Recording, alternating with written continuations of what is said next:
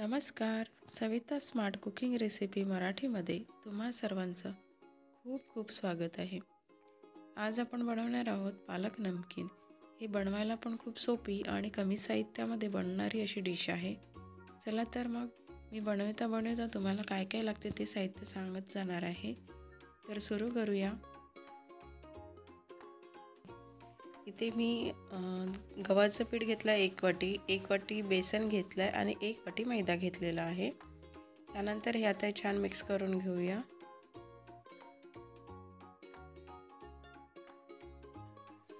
आता मी यामध्ये थंड तेल टाकत आहे, 2 चमच आहे. तो पण छान मिक्स करून घ्यायचं. आपलं मिश्रण छान आता मिक्स झालेलं आहे. आता आपण यामध्ये अर्धा चम्मच ओवा टाकून घ्यायचं, त्यामुळे टेस्ट छान येते. तो पण छान मिक्स करून घ्यायचं. त्यानंतर आपण स्वादानुसार मीठ, तरी जवळपास 1 चमच मीठ टाकत आहे. मीठ टाकून झाल्यानंतर हे छान मिक्स करून घ्यायचं. आता आपण यामध्ये मी 5-6 मिरची, कोथिंबीर आणि कढीपत्ता याची पेस्ट केलेली आहे ती टाकून घेत आहे.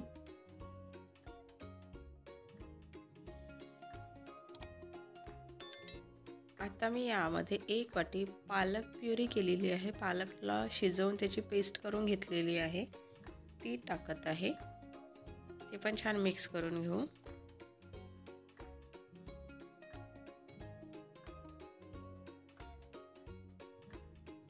आता आपण यामध्ये थोडं पाणी टाकून याचा गोळा तयार करून घेऊया. खूप पाणी नाही टाकायचं आहे, याचा घट्टसरच गोळा तयार करायचा, जसं आपण पोरीला वगैरे करतो त्याप्रमाणे. आपलं गोळा आता तयार आहे, तुम्ही बघू शकता. खूप सॉफ्ट पण नाही आहे. आता मी याला छान रेस्ट व्हायला 10 मिनटं ठेवून देते. 10 मिनटं झालेले आहेत. तुम्ही बघू शकता आपला गोळा पण छान घट्टसरच आहे. आता आपण नमकीन लाटून घेऊया. आता मी इथे एक गोळा घेत आहे, तो छान राऊंड करून त्याला लाटून घेते.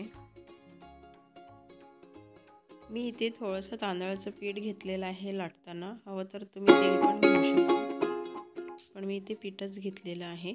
आता हे छान आपण लाटून घेऊ. खूप पातळ पण नाही ठेवू आणि खूप जाड पण नाही ठेवायची.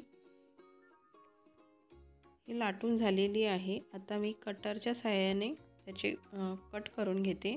ज्याप्रमाणे आपण शंकरपाळे करतो त्याच्यापेक्षा थोडे किंचित लांब ठेवायचे, म्हणजे ते दिसायला पण सुंदर दिसतात.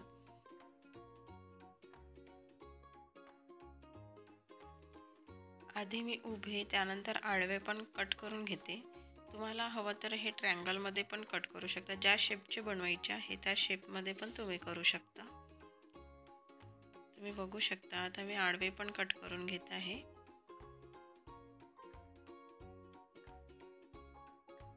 कट करून झालेले आहे. आता ते आपण काढून घेऊया. बघू शकता किती छान दिसत आहे या शेपमध्ये.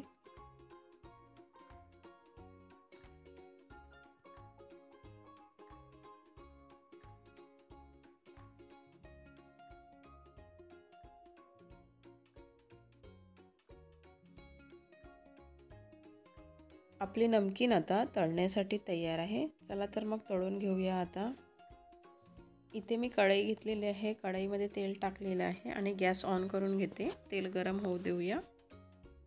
आपलं तेल आता गरम झालेलं आहे. आता आपण यामध्ये एक टाकून घ्यायचं आणि तळून घ्यायचं.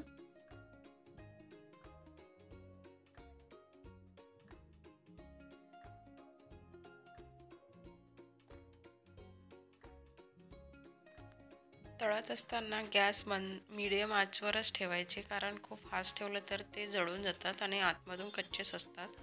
तर दोन्ही बाजूने छान ब्राऊन होईस तोपर्यंत तळून घ्यायचं आहे.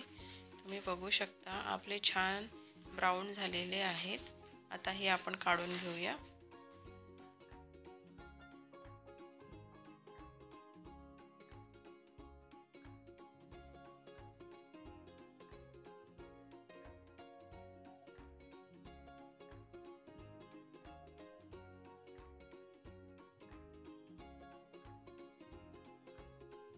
याप्रमाणे सगळे नमकीन आपण तळून घेऊया.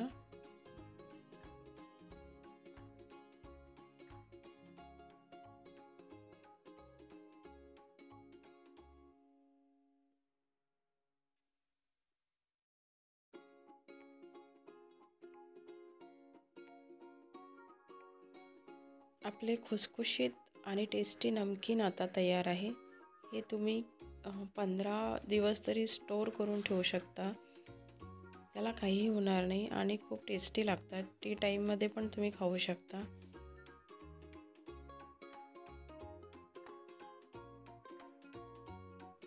अशाच छान छान रेसिपीज बघण्यासाठी माझ्या चॅनलला सबस्क्राईब करा. रेसिपी आवडली असल्यास लाईक, शेअर अँड कमेंट्स करा. Thank you for watching.